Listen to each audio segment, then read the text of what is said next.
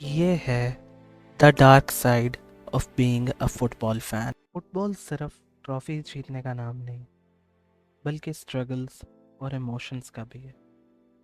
I am sure आप लोगों ने भी किसी टाइम पे अपने क्लब को टाइटल्स उठाते हुए देखा होगा, हिस्ट्री क्रिएट करते हुए देखा होगा और एक लेगेसी क्रिएट कर दी होगी, जिसकी वजह से आप लोगों के दिल और दिमाग में जो है ना, एक मेमोरी छप गई होगी।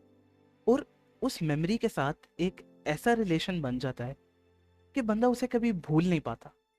चाहे वो एक टैकल हो, या कोई गोल हो, या 90th मिनट ब्लॉक हो या सेव हो, you will never be able to forget that.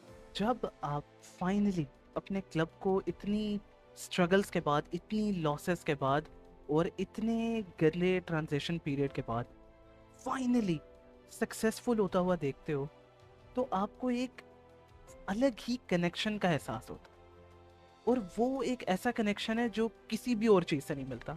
एक ऐसा पर्सनल रिलेशन, एक ऐसी कम्युनिटी का हिस्सा होना जिसमें एक ही क्लब के उन्हीं प्लेयर्स के लिए इतना जज्बा है, that feeling is just special.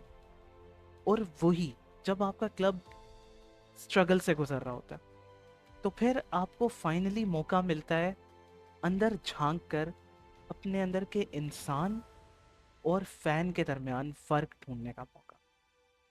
क्योंकि when your club is going through a difficult phase, तो भाई आप जिस भी टीम के फैन हो, when you are going through that period of time, you are at your lowest. आपके पर्सनल डेज पे फर्क पड़ता है उससे। How you went to sleep at that night जब आपको लॉस आई, या फिर अगर आपने 90th मिनट विनर खा लिया किसी कप फाइनल में, the very way you react the next day, everything matters. क्यों? क्योंकि वो एक ऐसा पर्सनल कनेक्शन है क्लब से जो बाकी किसी जगह पे नहीं मिलेगा। ये सिर्फ मैनचेस्टर यूनाइटेड या बार्सिलोना की बात नहीं है, ये उस हर क्लब की कहानी है जो कभी फुटबॉल की दुनिया में ग्रेटनेस की मिसाल होया करते थे।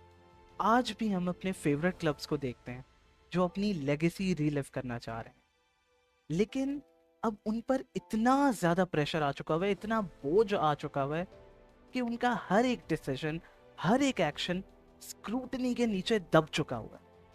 मैनचेस्टर यूनाइटेड के लिए पोस्ट फर्गसन का एरा एक रीबिल्ड का फेज था, लेकिन अब उस बात को 12 या अब हद तक 13 साल गुजर चुके हुए हैं, और वो अभी तक, जो एक टाइम पे दुनिया में डोमिनेंस का नाम होता था Manchester United through out Europe, लेकिन आज तक वो अभी उसी लेगेसी के बोझ में दबे हुए हैं और अपनी नई पहचान बनाने की कोशिश कर रहे हैं with new managers and new players.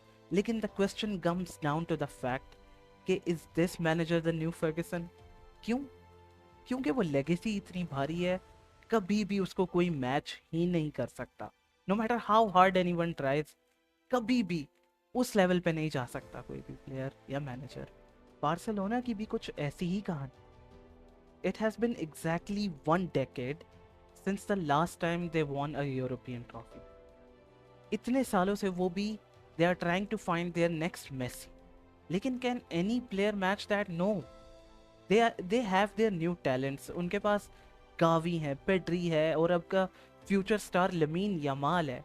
They are making their way back. लेकिन have they reached that level? No. इतनी जल्दी कुछ भी नहीं होगा। एवरी टीम एंड एवरीथिंग, दुनिया का एक निज़ाम हम सबको याद रखना चाहिए, कभी भी एक जैसा वक्त नहीं रहता। Things will always change. AC Milan, a giant from Italy, जो 2007 तक रूल करती थी चैंपियंस लीग में, just behind real Madrid, a club which has 14 champions league. AC Milan के पास 7 चैंपियंस लीग थे अंटिल 2007। लेकिन नाउ इन 2025, क्या अभी भी वो उस नंबर से आगे बढ़े हैं? नहीं। That is the main thing. जो पुरानी हिस्ट्री देख ली, जो पुरानी ग्लोरी देख ली, फैंस और प्लेयर्स उसी के बोझ में दब चुके होंगे। अगर ऐसे ही फेजेस और ऐसे ही सीजन्स, ऐसी ही गेम्स हमारे और हमारे क्लब के साथ हमारा कनेक्शन और गहरा कर देते, क्योंकि no matter how many losses the team takes, वो हमारे लिए पर्सनल है। हम लोग ये नहीं बोलेंगे As a legend, Eric Cantona once said, you can change your wife, you can change your religion, but you can never change your football club. Because no matter आप जितना चाहो, जो आपकी एक अटैचमेंट बन जाती है, चाहे वो जितना बुरा खेल रहे हो, आप उनको गाली दोगे गुस्से में, आप उनके परफॉर्मेंस को देख के फ्रस्ट्रेट होगे, लेकिन you want ever stop supporting them. I am sure इस तरह के मोमेंट्स आप लोगों की भी लाइफ में आए होंगे. आप लोगों ने फील किया होगा कि आप लोगों का क्लब कितना बुरा खेल रहा है या फिर इतना हॉरेंडस सीजन जा रहा है, लेकिन उस टाइम से it helps you become a stronger fan. Eventually आपका और आपके क्लब के दरमियान का रिलेशन ज़्यादा स्ट्रांग हो जाता है. यू फील लाइक कि अब तो भाई अगले सीजन हम लोग होप रखेंगे and somehow we will make a comeback. ये क्या हो रहा है? कनेक्शन और ग्रो हो रहा है. You become closer to your club.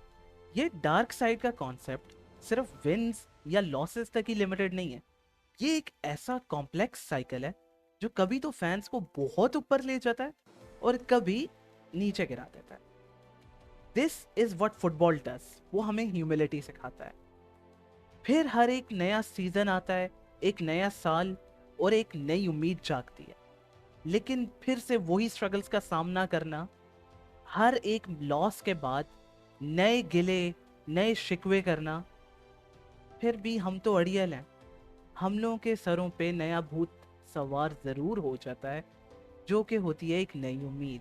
The one single thing जो दुनिया भर के फैंस को आपस में कनेक्ट करती है ना, इट इज़ द फैक्ट कि हर फैन अपने क्लब को डार्क टाइम्स में सपोर्ट देता है. चाहे जितना मुश्किल टाइम गुजर रहा हो, they will stand by the club. और यही वो फैंस हैं जो अपनी टीम की स्ट्रगल्स में उनका साथ देते हैं, सपोर्ट करते हैं, चीयर करते हैं. लेकिन जब वो फाइनली अपने क्लब को ट्रॉफीज जीतता हुआ देखते हैं, तो उनसे ज़्यादा भाई रिवॉर्डिंग अचीवमेंट कोई उनको फील ही नहीं होती. और यही वो मोमेंट्स हैं जो हमें बताते हैं कि यार फुटबॉल सिर्फ एक गेम का नाम नहीं है. ये इमोशंस, कम्युनिटी और यादों का नाम है. This is what football means to us. अगर आपका क्लब अभी मुश्किलें फेस कर रहा है या रीबिल्डिंग फेज में है, तो याद रखना ये सब इस सफर का हिस्सा है. और एक दिन जब आपका क्लब फाइनली वापस ट्रॉफीज जीतेगा, तो उस दिन वो सारी स्ट्रगल्स और वो इंतज़ार आप लोगों के लिए काफ़ी लगेगा.